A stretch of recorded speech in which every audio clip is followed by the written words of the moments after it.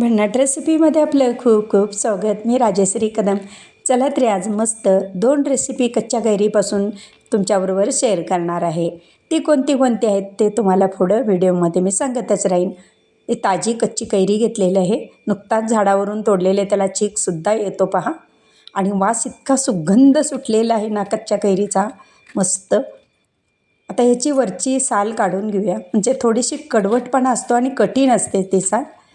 वापरला तरी चालू शकतं, नाही असं नाही, पण त्याला कडवटपणा येतो म्हणून हे काढून टाकायचे आहे. आता या आंब्यावरची सगळी साल काढून झालेली आहे. ह्यातला अर्धाच भाग आता एका रेसिपीला वापरणार आहे, दुसऱ्या रेसिपीला अर्धा भाग वापरणार आहे. ती कोणती रेसिपी दुसरी आहे ती पुढं सांगतच राहील. तर पूर्ण व्हिडिओ पहा म्हणजे तुमच्या लक्षात येईल.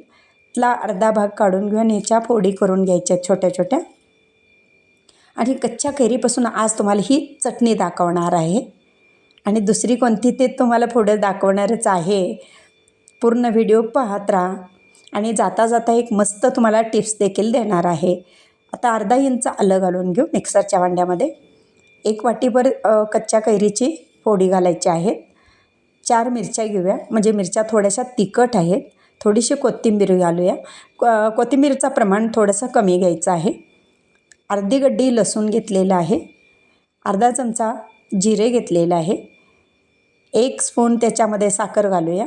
आणि ओलं खोबरं असताना ते 1 वाटी घेतलेलं आहे. चवीपुरतं मीठ घालूया. अर्धी वाटी पाणी घालून हे मिक्सरमधून बारीक करून घ्यायचं आहे. आता हे बारीक करून झालेलं आहे पहा. अशा पद्धतीनं बारीक करून घ्यायचे आहे. आता एका भांड्यामध्ये हे ट्रान्सफर करून घेऊ. आणि ह्याच्यावरती मस्त जिरं मोहरीची तुपाची फोडणी द्यायची आहे, खमंग. चला तर मग आता तूप गरम झालं, त्याच्यामध्ये घालायचं आहे मोहरी, जिरं, हिंग घालूया. सुगंध मस्त येतो. आणि ह्या तडका आहे ना ह्याच्यावरती चटणीवरती ओतून घ्यायचा. हळद न घालता मी हा तडका दिलेला आहे, कारण ओरिजिनल जे कलर असतो ना नैसर्गिक, तो खूपच भारी येतो. तुम्हाला हवं असेल तर हळद तुम्ही याच्यामध्ये टाकू शकता. आणि मस्त ही तोंडी लावण्यासाठी चटणी तयार आहे. मग भाकरीबरोबर सुद्धा खाऊ शकता किंवा तोंडी लावू शकता. आता वरून थोडीशी कोथिंबीर टाकू. आणि आता हा राहिलेला दुसरा अर्धा भाग आहे ना, आता ह्याच्या कच्च्या कैरीचं सॅलेड करणार आहे. ते कशा पद्धतीनं करायचं आहे ते पुढं दाखवतच राहणार आहे. आणि तुम्हाला जाता जाता एक टिप्स देणार हेही सांगितलेलं आहे. तर आपण वाळवण करतो उन्हाळ्याचं, सेवया म्हणा, पापड म्हणा किंवा कुरोडे म्हणा, त्याच्यामध्ये एक बिबा टाकायचा, म्हणजे आळी जाळी होत नाही.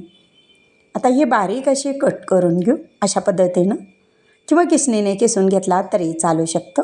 तर मी बारीक कट करून घेतले. सॅलेडला थोडंसं जाड ठेवायचं आहे. मीठ आणि चाट मसाला घालून घेऊ. साखर 1 स्पून घालायचं आहे.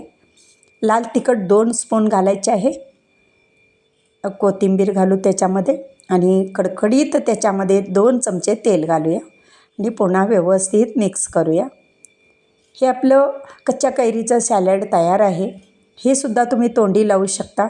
आणि मस्त तोंडाला चव आणणारी ही रेसिपी आहे. नक्की ट्राय करा. आणि कशी वाटली आजची रेसिपी कमेंट करायला देखील विसरू नका. माझी रेसिपी व पदार्थ आवडल्या चॅनलला सबस्क्राईब करा, बेल आयकॉन दाबा, लाईक करा, इतरांना शेअर करण्याचे विसरू नका. तसेच कमेंट करण्याचं विसरू नका. आपल्यासाठी अशीच नवनवीन पदार्थ आणीन. तोपर्यंत धन्यवाद.